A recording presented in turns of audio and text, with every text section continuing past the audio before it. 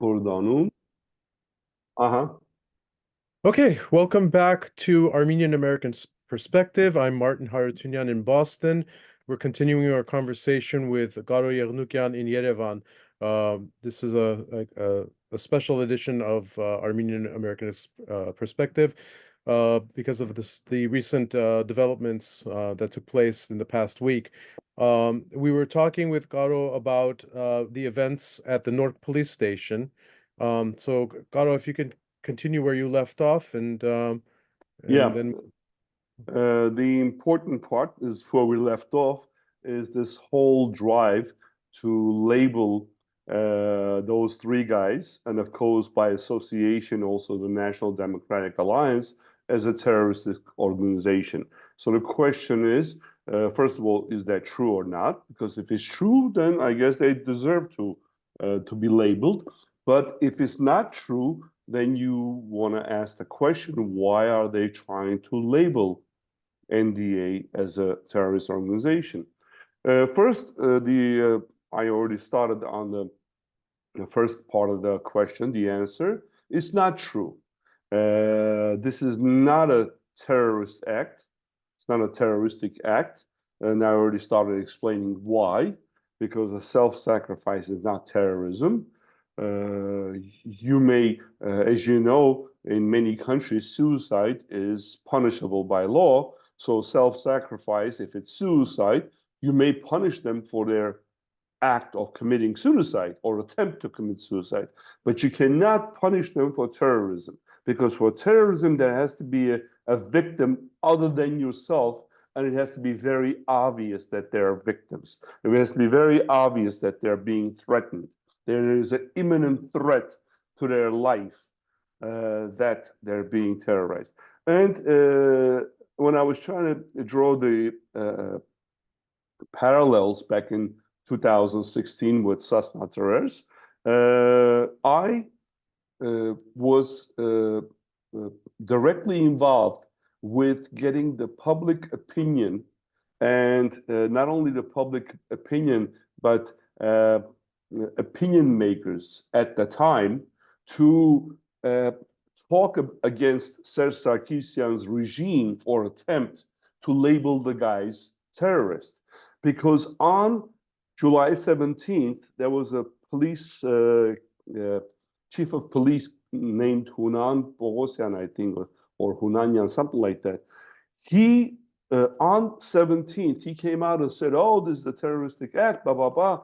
And when I heard that it's a terroristic act, the first thought that came to my mind was that they were trying to label the guys, or they were trying to build up the public opinion against Cessna terrorists as terrorists. And the reason why this is done, because if you want to act upon someone by suppressing their rights or by arresting them, first you have to, when there is no crime, first you have to demonize them. You have to create the impression that those people deserve to be punished because they're bad, because their color is not right, they don't speak right, they're gay or whatever. So you have to demonize them in a way before you can punish someone who doesn't deserve punishment. This is the other thing. They don't deserve it, so you have to create the impression that they deserve. So they were trying to label Sasnatras as terrorists, and they started with Hunan Bogosyan, who was the first one who came out and said that. So what did I do on the 17th and 18th is that I called every single prominent person that I knew at the time. I'm talking about 2016. And of course, Serge Sarkisian was in power. The Republican Party was in power. And then the Nikol Pashinyan and many others were in the opposition. So I called every single opposition parliamentarian, including Nikol Pashinyan, and asked them in their own words. Of course, I gave them a few points, legal points. As a lawyer, I could explain why this is not terrorism, that this is a revolt, an uprising, that a distinction. And I asked each one of them in their own words to do a counter propaganda, so to speak. because the government machine was working on a propaganda to label them as terrorists. So we had to counter that by explaining why they were not terrorists, and you had to bring examples, such and such. So Nikol Pashinyan was very enthusiastic, and he actually did that. And there are videos of that at the Papazergund, or the police station that the guys went into. Nikol Pashinyan comes out and says, Sasna terrorists, he says, are not terrorists. I know them personally. They are nationalistic, good people, honest people, so on and so forth. I couldn't have said it better than what he said. He is a very good, he has rhetorical good abilities, as you know. And each individual that I contacted, be it human rights advocates or like Sakuns or somebody else, and I contacted everyone. And I have to say that everyone had agreed to do that, and each person did it in their own way. And it was successful.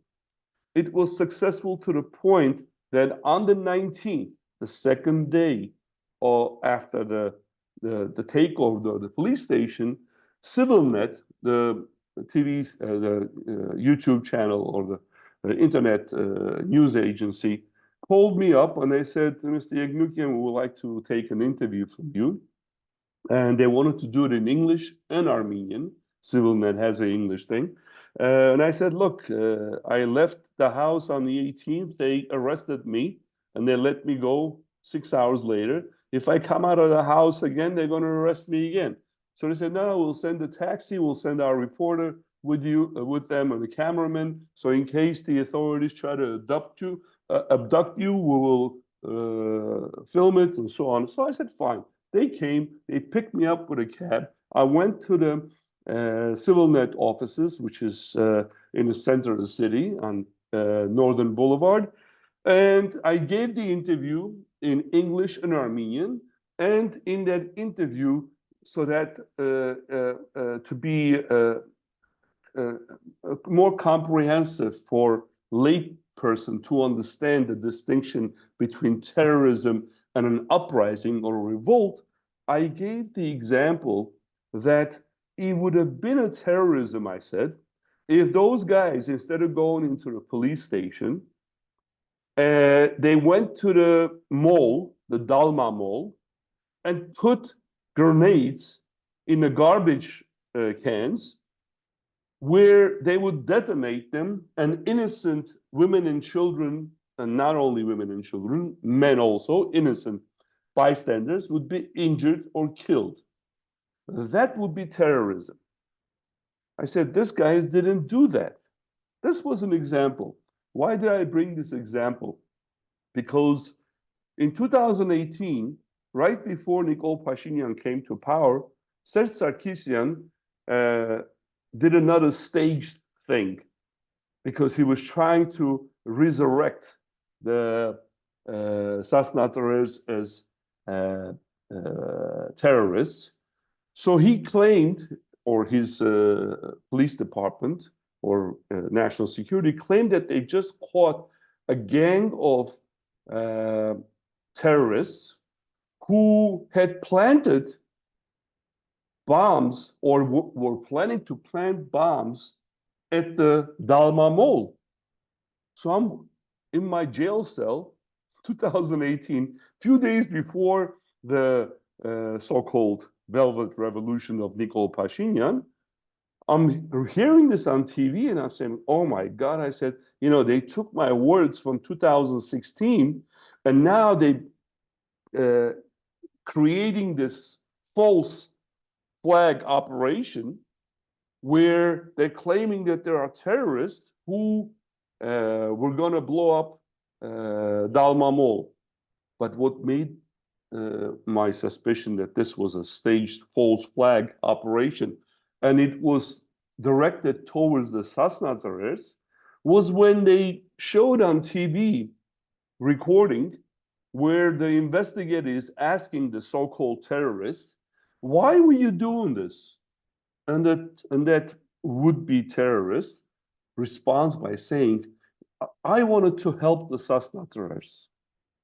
So right there, Martin, they're associating 2018 so-called terrorists who are going to blow up a mall with Cessna dress, and he's not saying why he wants to support. How is that going to support by blowing up the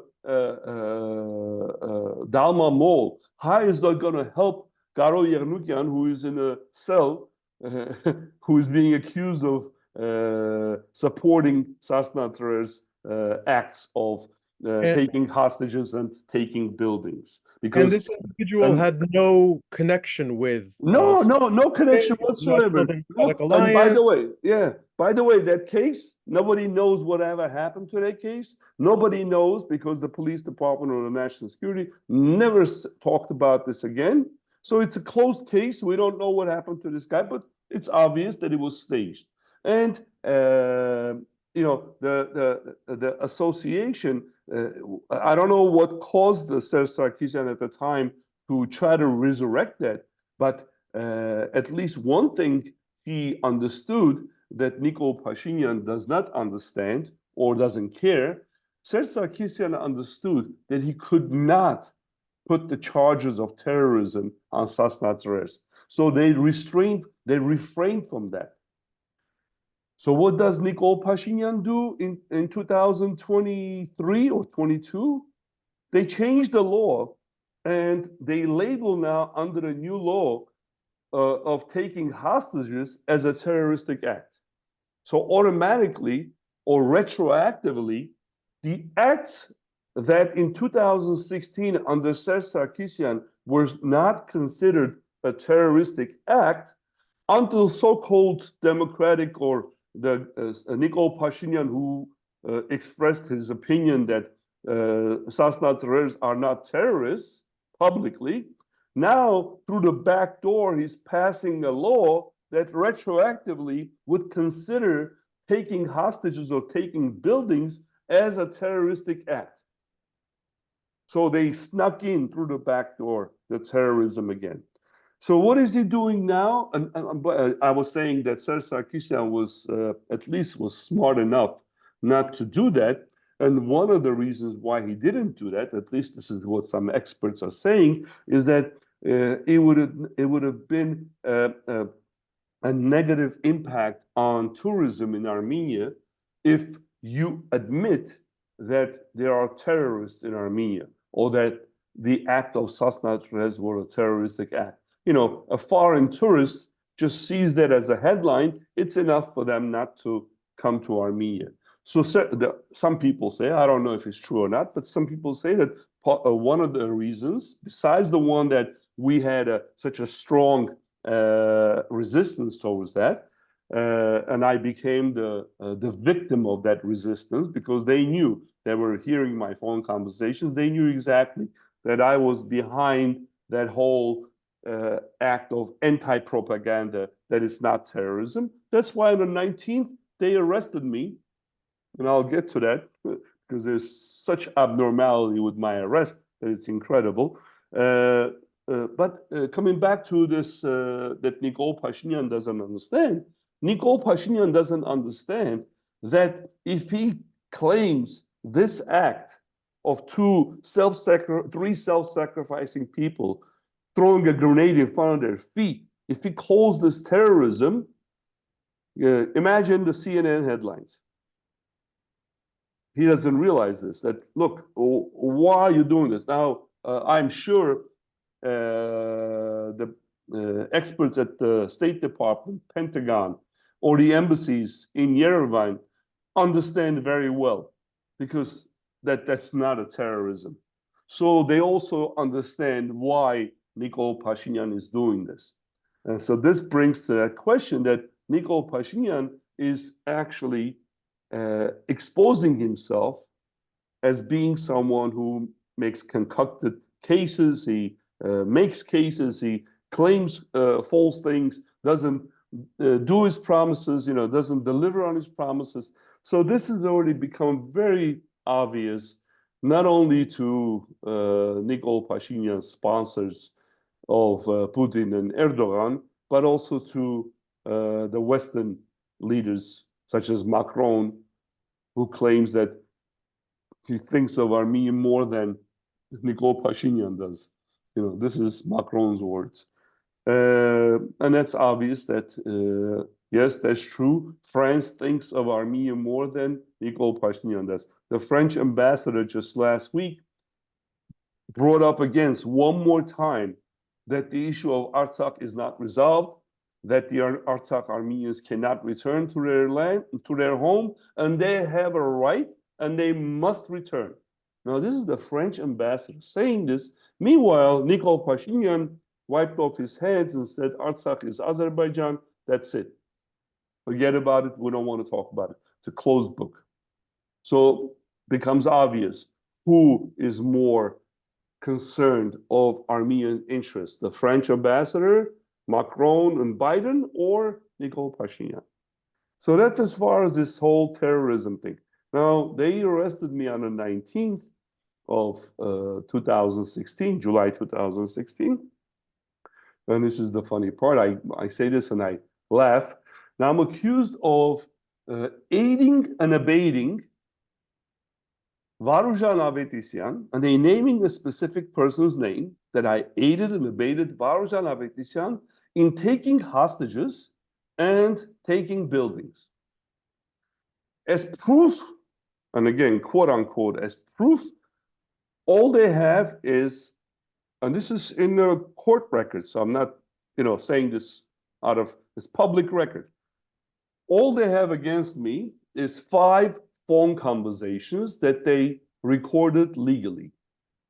Why do I say legally? Because they also have recordings that are done illegally. And I'll get to that illegal part too. So these 5 recordings of phone conversations, 3 were with my wife. And 2 were, one was with my future in-law, and a present in-law, he was an in-law at the time, and with Varujan Avetisyan. 1 phone conversation with Varujan Avetisyan. Varujan Avetisyan tells me over the phone that, Garo, it's better that the people, instead of gathering at the opera, they should come here to the police station, because by their presence, they would prevent bloodshed if the authorities decide to attack. So in a way, Varujan Avetisyan is thinking of preventing a bloodshed. And for that, he's saying that people are better come to the police station so they can act as a shield between the police and the rebels. And the police will not attack the thousands of people. And by the way, in those days, there were about 20 to 30,000 people. So that was a guarantee that there will be no bloodshed.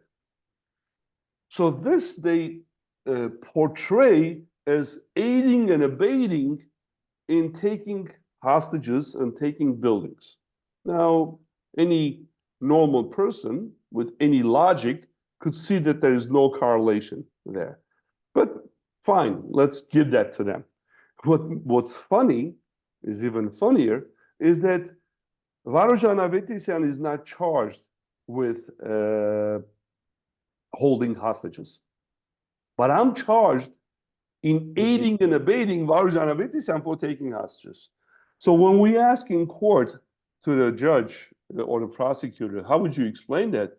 They said, well, on a 19th, well, Armenian law says that if you give up the hostages voluntarily, then criminal charges of taking hostages cannot be brought against you.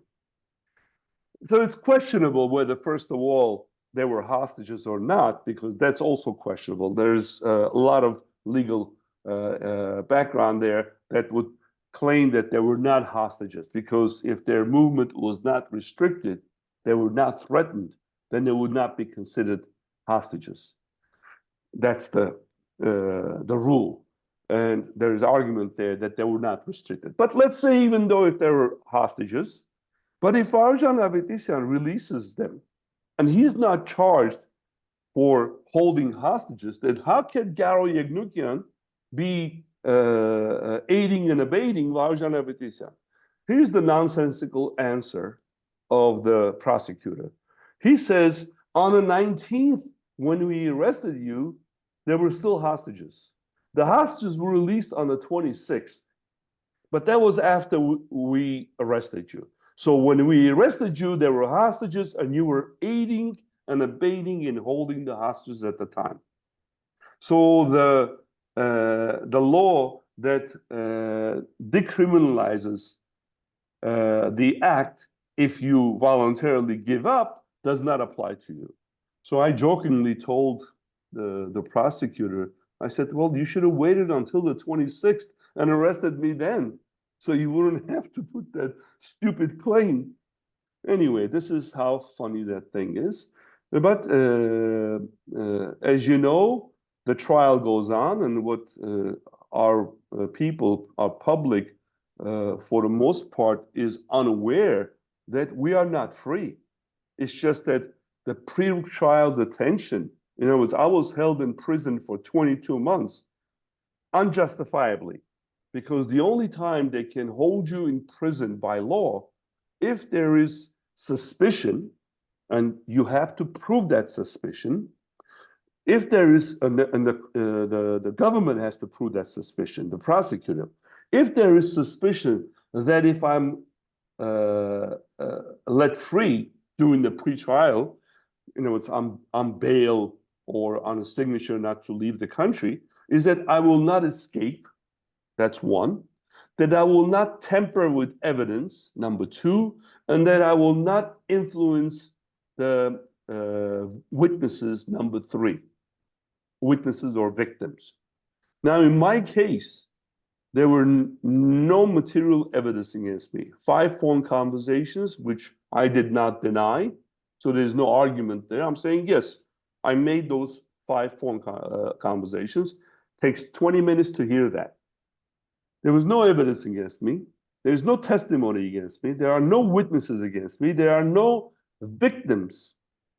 However, all my real estate, which is worth over $1 million in Armenia, is held on a lien, which not only prevents me from selling them, and this is already 8 years, mind you, but I'm also prevented from improving that real estate. For example, I wanted to build a canopy. I went to get a permission. They won't give me permission. So either I have a choice not to do it or to do it illegally. And they want you to do it illegally because that gives them a chance to take a bribe. And that's how the system works here. And nothing has changed as far as that is concerned. They make your life difficult to do things legally. And there's only one purpose why they make you life difficult, so that you will be fed up. You will say, okay, how much do you want? Take this much. And I've suffered because of that. Years ago in 2012, I refused to give a $30,000 bribe, which was semi-legal bribe because they called it the Yerevan Fund. I wanted to construct a building, and they wanted 30,000. I said, no, I won't give it to you. They went down to 10. Imagine this. This is semi-legal. I refused to give that also because I refused to give that semi-legal bribe. We've been in court for, 12 years already? 3 times we went in circles because I'm the ones who's suing them. I'm saying I didn't give it a bribe, so you have no right not to give my permission. So finally I won the 3rd time, and now the marshal has to subject the city hall to give my permit. They still not, I have a court judgment. The court says, give Garo Yerugan the permit, and the city hall still doesn't give the permit. So I have to go to the marshal so the marshal can enforce the judgment. This is the absurdity of the situation. So coming back to my case, when 2018, the so-called Velvet Revolution happened, where Nikol was saying Sasnatras are not terrorists, and he actually signed with 40 other parliamentarians and prominent members of the community a petition in order to release me on bail. He was one of the people who signed, Nikol Pashinyan. In 2018, well, when he signed, it was during Serge's time, and they didn't release me. The same judge kept saying that if we release Garo Yanukyan, he may escape to the United States because he is also a US citizen. And it's absurd because there is a list of people who can travel. And every time I travel, I have to show my US passport and my Armenian passport. The Russian KGB agents who sit at the Zvartnots airport, as you know, they have in the computer my name, my photo, my fingerprints, everything is there. There's no way I can escape. The only way I can escape if they put me on a Russian military plane at the 102nd Russian military base, and they smuggle me out of the country in a different route. There is no other way to leave. So that whole thing that I may escape, or I may influence the witnesses, or I may tamper with evidence, none of that is existing. So in 2018, the same judge who for 2 years, after numerous motions by me to release me on bail, he wouldn't release me with those concocted excuses. And then in 2018, all of a sudden, the same judge turns into an angel and says, oh, no, it's not a problem. Mr. Yagnukian is a prominent member of our community. He's an honest, blah, blah, blah. You know, it makes me sound like I didn't know, was it a toast that he was saying in court, or was he telling the truth? So anyway, they released me on bail, by the way, on the highest bail amount in Armenian history until that time. It was something like 25,000 US dollars, 10 million rubles. And after that, only about a year later, the next highest bail was Serge Sarkisyan's brother. Sashik Sarkisyan was, I think, instead of 10 million, it was 50 million or something like that. But anyway, at that time, mine was the highest amount. So I paid the bail and I was free during the pre-trial.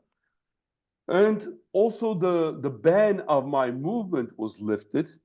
So I traveled from 2018 till 2022, at least 10 different foreign trips. United States, Europe, Japan. So I traveled a lot, because after being jailed for 22 months, you want to enjoy the freedom, so to speak.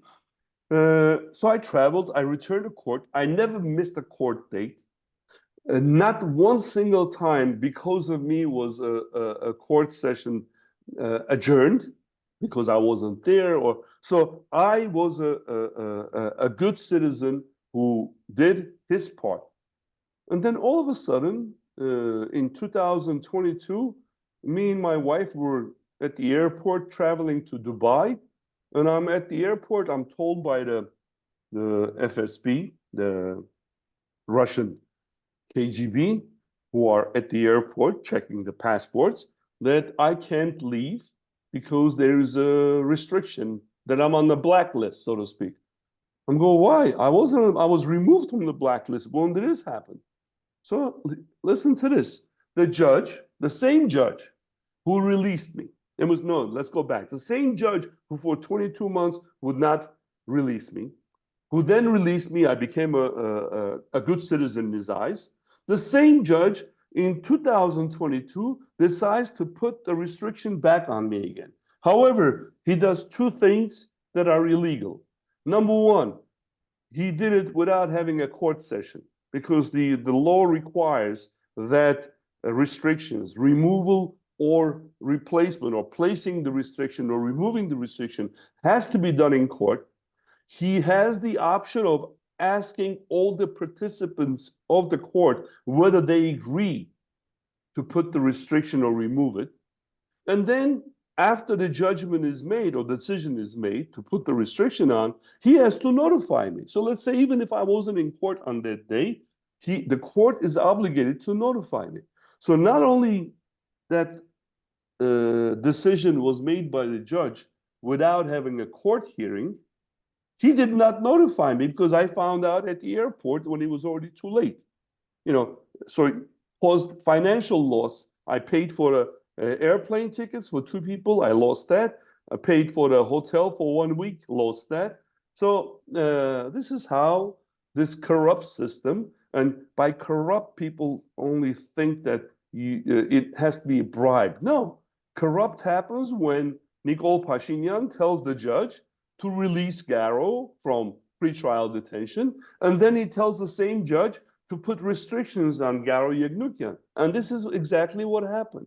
I was released from pretrial detention by a direct order from Nikol Pashinyan when he came to power, even though he claimed that it doesn't influence judges.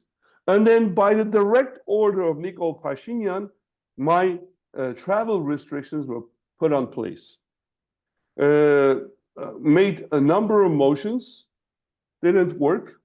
They keep denying, and their denial is a one-sentence, nonsensical, illegal answer.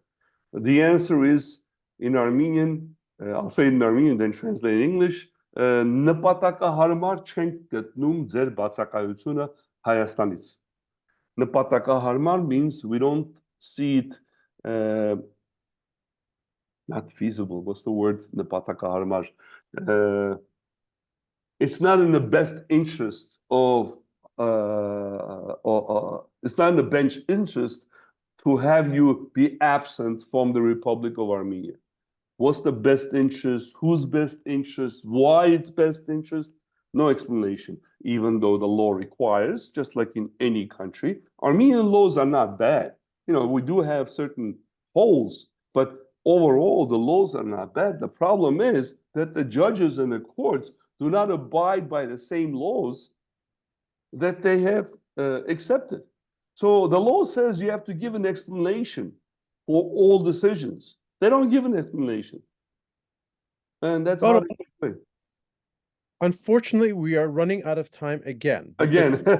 Before we depart, something else happened recently, in that there were raids at the homes of the members and supporters of the NDA, including including home. my home, yes. Yeah. So if you could just fill us in on what happened, what are the grounds for this, and where are we going from here? Well, that's the continuation of the demonization process. So when you're creating a demon, you also have to show that that demon deserves what you did. So they came to about 40 followers or members of the board, actually almost all board members, and about 30-something other active supporters of NDA. They came to our house, by the way, and again, they did something illegal. Now they have a court order to come in, but they want you to open a door first, because their practice is you open a door and they come in. The law says that you have to present the court order first. So he's telling me to see the court order. He's holding it, 10 feet away, and I'm supposed to see it through a pinhole, what the court order says. I tell him to pass it on under the door, and of course he's not passing it on. So then they claim they're going to break the door, so on and so forth. So I really didn't want to bother with it. I opened the door because I knew they're going to do it anyway. So they came in, they searched, and what did they take from the house? By the way, whatever they're taking from the house, they want to show it later on as evidence for the planning of terroristic acts. This is their whole motive. And this is what they took from me. They took my phone, a very dangerous weapon for terrorists. They were going to take my computer, but then I don't know what happened. They decided not to. So I'm talking to you on a computer now. They took away a vest, a military vest. Not a bulletproof vest, but a military vest where you can put your bullets and similar to something a hunter would wear. Right, exactly. And by the way, that vest, for their information, was the last sample, and it was my son's who actually volunteered to go to the war in 2020, even though he didn't have to because he was born in the US and he didn't have to become an Armenian citizen where he could become a conscript, but he did it voluntarily. So that was the only sample left. Why do I say the only sample? Because during the war, with my means, I manufactured about 1,500 of those vests. And I had those vests delivered to the front line to our volunteers and soldiers. So this is the thanks that you get. And this is the only sample that was left. They confiscated it as, I don't know, proof of what? I have no idea. They also confiscated metal plates that I bought from Russia, those for the bulletproof vests. I was experimenting with ceramic because the ones that I bought were metal. They were not as good because I had tested them at the military polygon or site, and the bullets would penetrate. The automatic rifle bullets would penetrate those Russian bulletproof metal plates. They were not good. There were Armenian locally made ceramic plates, which were much better than the Russian plates, but because of corruption, because they could make money on buying it rather than manufacturing it locally, the poor guy who manufactured them in Armenia, he couldn't sell them to the military, Armenian military. So I started experimenting with a hybrid plate, which was part ceramic, part carbon fiber, and I'm sorry, Kevlar. I bought Kevlar for that purpose. All this, by the way, what I'm talking about, happened during those 44 days of war. So I bought Kevlar. The Kevlar was shipped to me from China. Kevlar is very expensive. I know, to give you an idea, 50 meters of Kevlar by 1.5 meters wide is $2,500. But Kevlar does make the breastplate much more effective. So anyway, this thank God that he didn't understand what Kevlar was because it was in my garage. Otherwise, they would have taken that Kevlar also as proof of terrorism. So to answer your question, you're divulging some information that might not be good for you right now. oh, they might be back don't, for your Kevlar. I don't care. They can come back. I'll give it to them voluntarily. It hasn't been used because the war ended and we ended. As you said, our time is up. I could see that. Unfortunately, our Yeah. time is up. There is yet so much more to talk about. I really hope we can have you back on as a guest on Armenian-American Perspective. Sure. Garo, once again, thank you for joining us, and happy Easter to you all, and until we meet again. Thank you. Thank you also. Happy Easter too. Thank you. Bye-bye. Bye-bye.